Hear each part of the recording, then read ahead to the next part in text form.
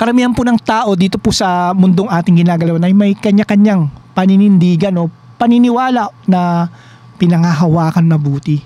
Paniniwala na pinangahawakan na minana nila sa isang tradisyon o kaya paniniwala na pinangahawakan nila na galing sa mga filosofiya ng mundong ito na nabasa nila sa libro, narinig nila sa radyo at napanood nila sa sine. Mga halimbawa po ng mga paniniwalang ito na pinangahawakan mabuti ng karamihang tao ay ang mga makamundo at walang kinikilalang Diyos na filosofiya nila, Darwin, Marx at Freud, na nag-ugat at nagmantsa na rin sa kultura ng mundo. Paniniwala na ang sarili ang Diyos. Laganap na rin po ang ganitong klase ng paniniwala na makikita natin sa iba't ibang sektor ng ating lipunan. Sa ating mga pinapanood na pelikula, sa ating mga pinapakinggan na musika, sa TV, sa sine, sa internet at sa loob ng paaralan at sa loob ng iglesia. Kagaya rin po sa isla ng Creta, laganap din po ang mga maling paniniwala na pinangahawakan ng ilan sa mga nagsasabing sila ay mga tagasunod ng ating Panginoon. Isa po ito sa mga issue na ina-address ni Pablo dito sa liham niya para kay Tito. Kaya nga po dito sa verse 9, makikita po natin ang kahalagahan na dapat panghawakan mabuti ng isang pastor. Ang tapat na salita na ayon sa turo ng ating Panginoon. Ito po ang huling batayan na ipinagbili ni Pablo kay Tito. Ito po ay tungkol sa paniniwala ng isang katiwala ng ating Diyos. Basahin po natin uli ang verse 9. Dapat kanyang pinangahawakan mabuti ang tapat na salita na ayon sa turo upang makapangaral siya ng wastong aral at pabulaanan ang mga sumasalungat dito. Dapat na kanyang pinangahawakan mabuti ang tapat na salita na ayon sa turo. Ito po ang huling requirement na ibinigay ni Pablo para po sa batayan sa pagtatalaga ng isang taong mamumuno sa iglesia ng ating Panginoon.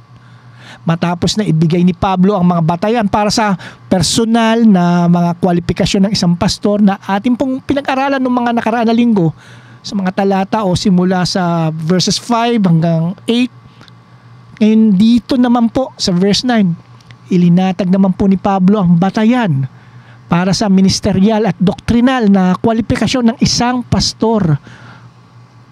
Dapat o ang ibig sabihin po ay mahalaga na kanyang pinangahawakan mabuti o kaya ay kailangan na kanyang pinangahawakan mabuti. Makikita po natin dito ang bigat ng bilin ni Pablo tungkol sa huling batayan na ito. Pinapahayag niya dito ang importansya at kahalagahan ng tamang paniniwala ng isang pastor.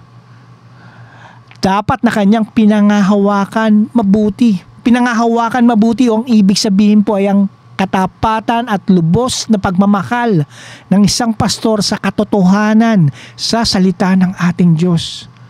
Ano po bang sinasabi ng talata na dapat na pinangahawakan mabuti ng isang pastor? Basahin po natin muli ang unang parte ng verse 9.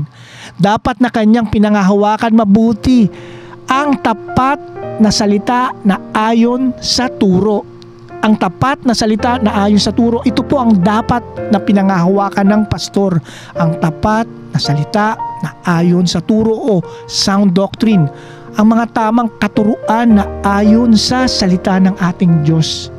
Biblical doctrines, ito lamang po ang dapat niyang pinaniniwalaan o pinangahawakan.